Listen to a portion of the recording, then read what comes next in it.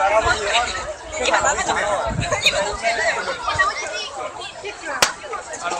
だけあやの方。目だけあやの方、これ絶対音でかいやつ。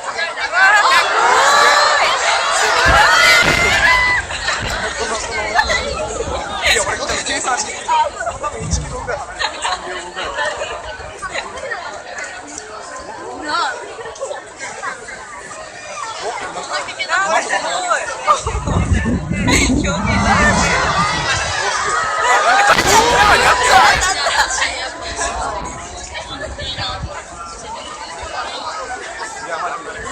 最後に13%を切るして。だからそういうと思った私も楽しみにしてるよ俺はとか言うから読めてたわ。あ、すごい。